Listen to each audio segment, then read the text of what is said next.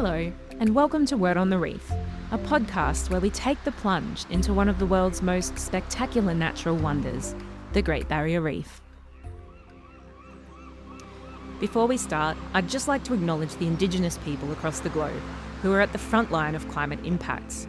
I'd like to acknowledge that the coral bleaching we are seeing all over the world not only has an environmental impact, but also a very real human impact. People who have contributed very little carbon pollution to the planet are being impacted the most severely by changing seasons and declining food sources. I'd also like to acknowledge the Gimoy Walubara Yidinji and Irukandji people on whose land I live and work, and pay my respects to their elders, past, present, and emerging. Over the last couple of episodes, we've been on a journey through some amazing parts of the reef's history. But it's time to come back to the present. And I'm afraid the recent news about the world's coral reefs isn't great. On April 15th, the US government's National Oceanic and Atmospheric Administration, or NOAA, officially declared that we are in the midst of the world's most widespread global coral bleaching event on record, with coral bleaching affecting more than 2/3 of corals on the planet, spanning at least 64 countries and territories. This marks the fourth global coral bleaching event on record, the second in less than a decade. Back in episode 2, we learned what coral bleaching is and what causes it. So if you haven't already, I highly recommend you go back and listen to that episode first in order to understand better today's episode. But to sum up, climate change caused by the mining and burning of fossil fuels like coal, oil and gas is heating up our planet and our oceans, causing corals to become sick and turn white in a phenomenon known as coral bleaching. Prolonged coral bleaching can lead to mortality, which means death. NOAA's Coral Reef Watch scientists can predict how much coral bleaching is occurring anywhere on the planet at any given time with a high degree of accuracy by using satellite data to measure sea surface temperatures. They then gather in-water reports from around the globe to confirm their predictions. The temperature at which corals start to bleach varies across species and also across the globe. Sea surface temperatures on the Great Barrier Reef usually reach up to 29 degrees Celsius in summer, so bleaching can start at temperatures of 30 to 31 degrees.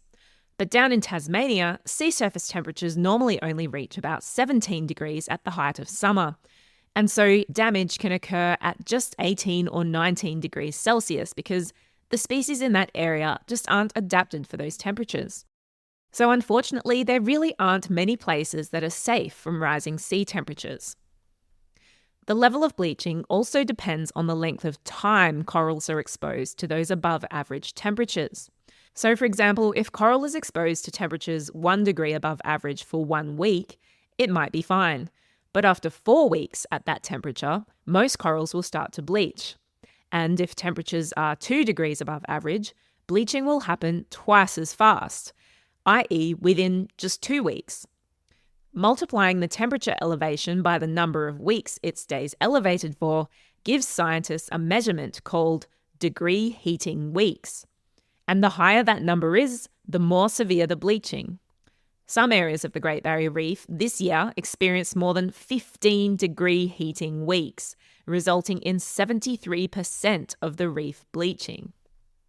To understand more about this global bleaching event and what it means, today we are chatting with Dr. Derek Manzello, coordinator of NOAA's Coral Reef Watch program. Good morning, Derek. How are you? I'm doing great, Tanya. Thank you very much for having me. It's great to have you on the show, but unfortunately, the news is quite alarming. I understand we are experiencing a global mass coral bleaching event. Yeah, that's right. So since, February of 2023, we now have confirmed mass bleaching taking place in at least 64 countries and territories. So this includes both the northern and southern hemispheres of all the major ocean basins, so the Indian, Pacific, and Atlantic Oceans. So NOAA has published a map of the maximum bleaching alert levels reached globally over the past year. I'll put a link to it in the episode description so listeners can check it out. But basically, there are colours ranging from yellow through to red and then purple, indicating the levels of heat stress in each area of the ocean. And for those who can't see it, I'm not going to lie, it pretty much looks like the entire ocean is on fire. The levels of heat stress are off the charts, quite literally. I understand you had to add in 3 more categories this year to accommodate new unprecedented levels of heat stress. Is that true? Yeah, that's right. So up until last year, Coral Reef Watch only had 2 bleaching alert area levels, and these were bleaching alert level 1 and bleaching alert level 2. So bleaching alert level 1 is when we expect, the risk of mass bleaching to really begin. And then when you hit a bleaching alert level 2, that's when we expect, severe bleaching to really begin and mortality to start, especially in the most heat sensitive species and coral genotypes. Now, last year in the wider Caribbean, by the time we got to about the end of October, the entirety of the Northwest Atlantic Ocean and the Caribbean was just one big blanket of dark red, showing alert level 2 conditions. And we made the decision to add in 3 additional alert levels. And we had to do that just because it had gotten so hot and these heat stress events have gotten so extreme that we really need to add in this further, level of detail and granularity. I heard that the temperatures in the Caribbean were so hot that rather than going through those gradual stages of bleaching and then dying, corals were just going from healthy to dead within a really short space of time. Yeah, that's right. We saw a very, very extreme, unprecedented heat stress event where sea surface temperatures were upwards of 2 to 3 degrees Celsius above that maximum monthly mean sea surface temperature.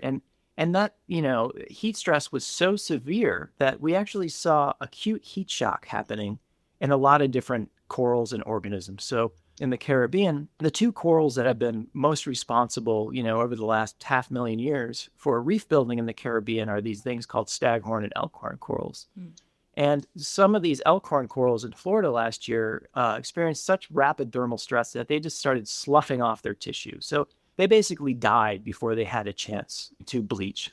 The blue colour are areas with no stress over the past year, and it is a alarmingly tiny area. There's almost no ocean on the entire planet which had no stress experienced, which is really alarming to see. And the darker reds and purple colours, which indicate high alert levels for bleaching, are just all over the place, including off the east coast of Australia, near New Zealand, really dark purple in the Caribbean.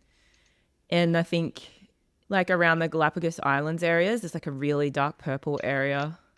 Yeah, that's right. So the Eastern Tropical Pacific also saw some record-setting heat stress, in particular, around the Galapagos and Panama. But the Mexican Pacific really saw some severe impacts. And actually, the first publication documenting impacts from this event actually comes from the Mexican Pacific, so around Oaxaca, which is in southern Mexico. And they documented mortality on their reefs ranged from anywhere from 50 to 93% of the corals on their reefs unfortunately died last year from this bleaching event. It's really, shocking that you had to add in 3 extra alert levels because of the heat levels in the ocean we're seeing are just off the charts. Literally, they were off the charts that you previously had. So you had to add in new levels. Absolutely incredible. What are the impacts like in some of the other parts of the world over the past year and currently? Yeah, so we have heard about some very, very severe, devastating impacts in certain locations. So of all the reef areas in the Atlantic Ocean, 99.9% of those have experienced bleaching level heat stress. So there's really no reef in the Atlantic Ocean that hasn't been hit with heat stress in the last year. And we've heard reports of anywhere from 90 to 100% mortality in certain locations for the elkhorn and the staghorn corals in particular. So the impacts in the Caribbean have been severe, unfortunately. And basically the same things playing out in the southern Atlantic on the reefs in Brazil. They are going through their worst bleaching event on record right now. And they're seeing impacts already that are way more severe than anything they've seen before. In terms of the rest of the world, we do know there was some severe bleaching in Fiji. I'm not really sure if it was record-setting, but definitely severe, as well as Vanuatu and, New Caledonia. We did receive a report of bleaching in French Polynesia, in particular Fakarava Atoll. And, the Great Barrier Reef, a higher percentage of the Great Barrier Reef experienced, bleaching level heat stress than ever before. still going to be some time before those impacts are truly documented. And then in the Indian Ocean, there was very, very severe bleaching in the Persian Gulf last year, as well as in the Red Sea, which is interesting because the Red Sea is a location that has been suggested that, it might be a climate refugia. Well, based on what happened last year, I think that hypothesis has now been quite challenged because there was some pretty severe impacts in the Red Sea. And right now, the Southeast Asia is just on fire, as we talk. Like Thailand is just super, super hot. Malaysia, all those areas. Also, the South China Sea is heating up, as well as the Philippines are heating up right now as we speak. So this event is nowhere near over. It's essentially just getting worse now, unfortunately. And we discovered about 2 weeks ago that Play Island in Phuket in Thailand, they actually closed it off to tourists because they're so severely bleached. So, unfortunately, the news is just bad almost everywhere that we're hearing. But it is going to be some time before the hard data is really kind of collected and this event is truly documented in the scientific literature. But as of right now, the Atlantic Ocean, by far, this is way in excess of anything that's ever happened before. And then, also in certain locations in the Pacific, in particular, the southern Great Barrier Reef, as well as, the Samoas, so Western Samoa and American Samoa has gotten hit pretty bad. And like I said, this event is only growing, unfortunately. So it's not done yet. So how many global bleaching events have there been? What other years did they take place? And how does this global bleaching event compare to the last few? So this is the fourth global bleaching event on record, which is kind of crazy to think about. So the first large-scale coral bleaching event due to higher than average or extreme ocean temperatures occurred in 1982 and 1983 in the eastern tropical Pacific. So this wasn't a global event, but what makes this event very unique is that this was the first time on record where there was a very large-scale coral bleaching and mortality event. So coral bleaching as a stress response has been well known for basically 100 years at this point. Scientists have known that if you stress a coral with low salinity water or sediment or high light conditions, it'll basically bleach and expel its algal symbionts. But, prior to the 1980s, all the bleaching events that happened were extremely localized. A classic example is in Discovery Bay in Jamaica in the early 1960s. There was a severe hurricane. It dumped a ton of rainwater. It funneled out into the bay and caused the entire reef to bleach because of the low salinity. But in that event, that reef completely recovered. So that just shows you that corals are pretty well adapted to recovering from normal kind of stressors they experience every day. So the first global coral bleaching event on record occurred in 1998. And during that event, the peak kind of percentage of reef area that was impacted was about 20% of the world's reefs experienced bleaching level heat stress. So the second global event happened in 2010. And during that event, about 35% of the world's coral reefs experienced bleaching level heat stress. The third event took place over 3 years from 2014 to 2017. And during that event, the percentage of reef area that experienced bleaching level heat stress peaked at 56.1%. And that's a rolling window over, a 365-day period. So currently, during this event, as of May 23rd, we have, broken all previous records. We're currently sitting at 63% of the world's reefs have experienced bleaching level heat stress just in the last 365 days. Wow. And if you look at the cumulative percentage since this event started, we're over 66% now. So that means essentially 2/3 of the world's coral reefs have experienced heat stress in the last year at levels enough to elicit mass coral bleaching. Wow, there's no sugarcoating it. That is very concerning. I mean, yeah, you've obviously explained that it's gotten worse every time, and now this is the fourth time it's happened. In the Northern Hemisphere now, summer is going to start again soon. So is there a risk or a worry that this year of bleaching is just going to roll straight into another year of bleaching? What are the predictions for the upcoming months? Well, unfortunately, things are not looking good. And the reason I say that is because we just hit the bleaching threshold in Florida 2 days ago. And that happened a good 3 to 4 weeks earlier than it happened last year. Right. And so last year in Florida, the bleaching and the heat stress basically started in early July, and that was a full 4 to 6 weeks earlier than has ever happened before. So, I've been fortunate enough to be in a position to monitor reefs in Florida and bleaching now for over 20 years. And in the past, when I was in Florida and doing all this research, I wouldn't even think about bleaching until August rolled around, right? Beginning of August, it would be kind of the dog days of summer, and I would be like, all right, let me pull up the temperature data to see if we're at risk of a bleaching year. Well, we're talking about last year, a full 6 weeks earlier than ever before, we saw the most severe bleaching event on record. And right now, we're seeing temperatures higher than they were last year and heat stress already accumulating in certain places. So, based on the satellite temperature data, it's likely that bleaching has already started on the Caribbean side of Panama and Costa Rica and Colombia and Nicaragua.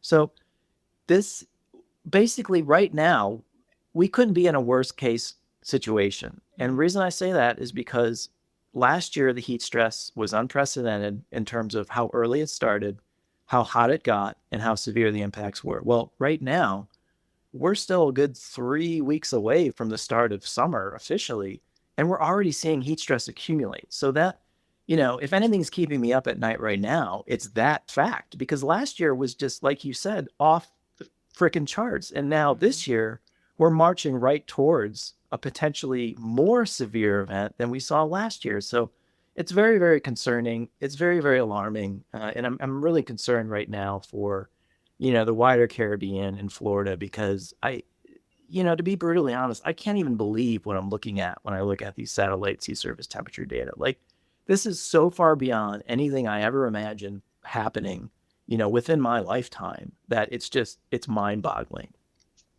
That is very alarming information to hear. But if there's any silver lining out of really serious impacts like this, it would be that it really, really jolts everyone into action.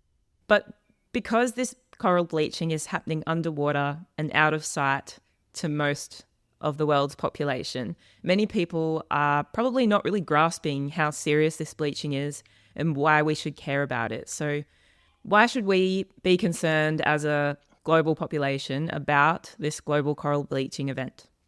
Well, there's a lot of reasons, the first and foremost, coral reefs are the rainforests of the sea. So it's been estimated that about 25% of all marine species associate with coral reefs at some point in their lives. So the estimates of how many species exist on coral reefs around the planet, that estimate ranges from anywhere between 330,000 species to over 1 million species that are dependent on coral reefs. So the fact that we're seeing these large-scale declines in coral reefs everywhere, we're basically losing species that we haven't even been documented by science yet, which is very alarming. But, coral reefs, aside from that, they provide very direct ecological services to humans. It's estimated coral reefs are contributing more than $3 billion a year to the U.S. economy, and that number's in the trillions globally. So that includes obvious things like, scuba tourism, which obviously is huge in the Great Barrier Reef, bringing in tons of money to the Australian economy. But it also includes things like coastal protection from storms. A lot of people don't realize that coral reefs are a natural living breakwater, and they can attenuate about 97% of the wave energy from, say, a cyclone or a hurricane, as we call them on this side of the planet, during a storm event. So as corals die and those reefs become degraded and they start eroding, basically the reef structure itself is doing a less and less job of stopping all that wave energy. So that's going to translate to more damage to, people living in coastal environments. Insurance rates are already skyrocketing in places like Florida. So, directly things like that. And then some other direct impacts, are people around the world depend on coral reefs as a major protein source, right? So as you start losing that 3D structure and that architectural complexity, coral reefs are going to be less productive in terms of fisheries biomass.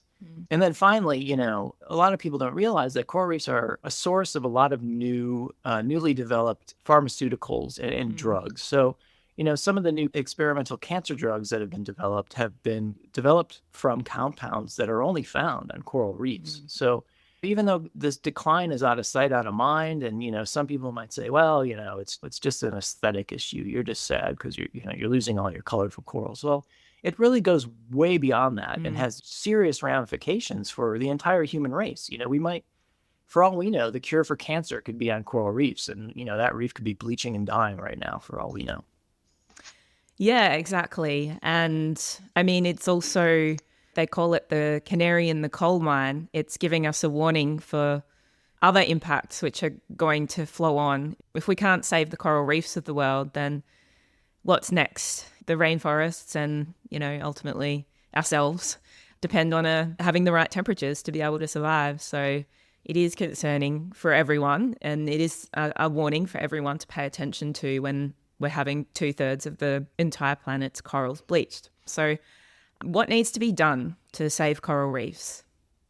Well, there's a lot of kind of short-term efforts that people have been doing now for, 20 years in an attempt, to basically buy us some time. So NOAA has invested in a lot of kind of these cutting-edge restoration techniques and this idea of assisted evolution and trying to jumpstart the adaptation potential of corals to high temperatures. So in the simplest sense, you're basically identifying certain corals that are able to withstand heat better than others, and then trying to understand, more or less the genetic or physiological mechanisms underlying how they're able to do that.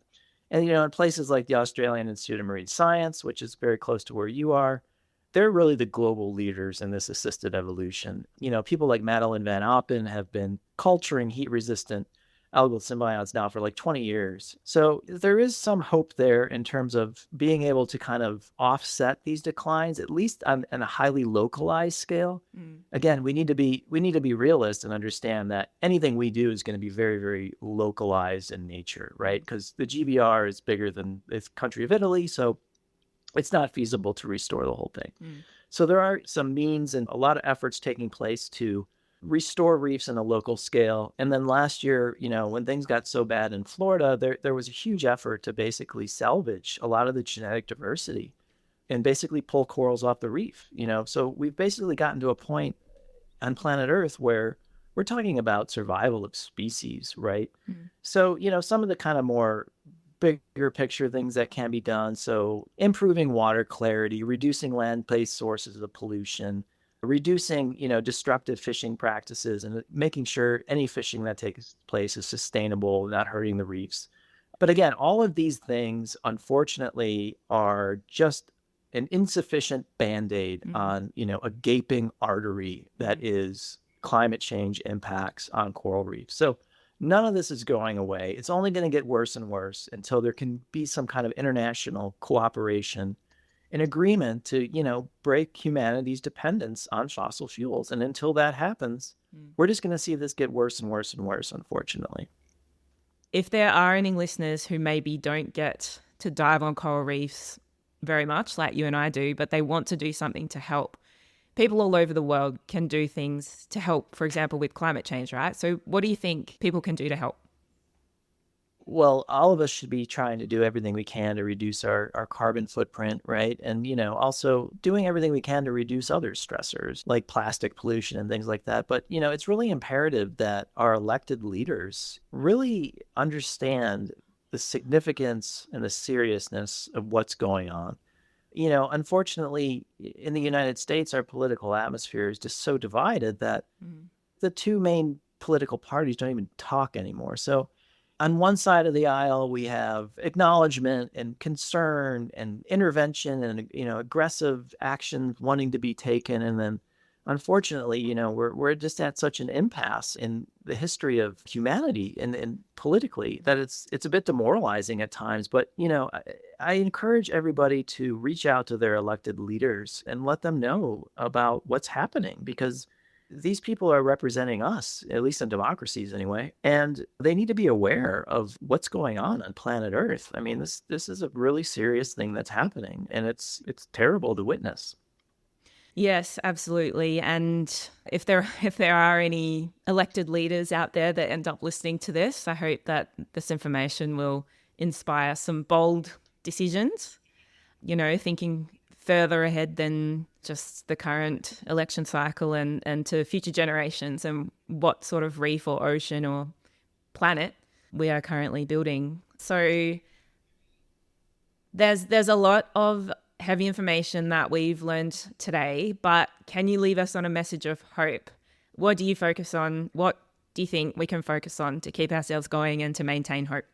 I find myself keying in on the positive aspects that have happened. So, my fear last year was that, Florida was just going to be sterilized. Like, I was very, very concerned that there would not be a single thing left on those reefs. Well, there were very, very severe impacts on the elkhorn and the staghorn corals, but a lot of the corals that have massive and more bolder morphologies, there was pretty marked survival in some species. And that gives me some degree of hope that all is not lost. There's still corals that somehow are able to survive that. So I find myself really focusing in on some of the positives. And in particular, if you look at the Great Barrier Reef, again, it's so gigantic. And certain locations absolutely experienced record-setting heat stress, but there were other locations that weren't impacted as bad. So I like to key on the fact that it wasn't universally horrific everywhere. So that leads me with some hope, because that means there's still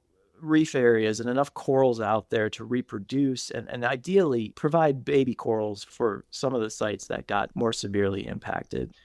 So yeah, at this point, I really try to focus on the positives we're seeing and just take it one day at a time. Yeah, absolutely. And knowing that there is still hope, there are still some corals left, which can provide us a chance to see corals regrow in the future. It's obviously not a reason for complacency, because, we need to take action to make sure that we don't have another global bleaching event and that it doesn't continue in that trajectory of just getting worse each time. So does it kind of take a toll on you? Like, it's your job. All of us, we are focused on solutions and on the science and keep going forward by focusing on what we can do. But, if we take a moment to think about what's happening, like, does it grind you down? Well, we all need to understand that all is not lost. Even though we're seeing these severe impacts and they're getting worse and worse, there's still time to basically put a stop to what we're seeing. And it's really going to take all of us doing everything we can to really kind of bring this issue to the people that need to know what's happening and take action to change things. Yeah, absolutely. There'll never be a point where we should give up, because if we can cut global carbon pollution now, every fraction of a degree of warming that we stop could be a few more species of coral that we save. So 1.5 degrees, 1.6, 1.7, these are all going to be massive, massive differences in how much coral we have left. And every single little thing that we can do will make a difference and could be more species that we save. So there's never going to be a point where we should just give up. Right now, corals need us to take action, not to despair. So those are some really good messages of hope there. So to wrap up, if people want to find out more, where can they head for more information about NOAA and Coral Reef Watch? So the website is coralreefwatch.noaa.gov, and that is updated daily. So, anytime you want to go on that website and check the heat stress and temperatures on your favorite reefs, you can, pull that up right now and you'll see temperatures on the Great Barrier Reef as of yesterday. So this updates every day in near real time. Derek Manzello, thanks very much for your time today. My pleasure. Thank you for having me. I hope you enjoyed our chat with Dr. Derek Manzello today. It's difficult news, but it's important to know about and not ignore. And remember that hope is found in taking action, not in despairing. If you'd like to take action to help protect the Great Barrier Reef, visit www.fightforourreef.org.au. If you're enjoying this podcast, please subscribe to this series and follow Word on the Reef on Instagram to get notified when it's time for our next adventure. This is a not-for-profit passion project, so if you enjoyed it, please write a review, share, and tell your friends. If you'd like to sponsor this podcast, please consider becoming a patron for as little as $5 a month over at patreon.com/wordonthereefpodcast. You'll get a shout out and the proceeds will help towards covering costs like podcast hosting, email hosting, editing software, and so on. That's all for now. Best fishes, and see you next time.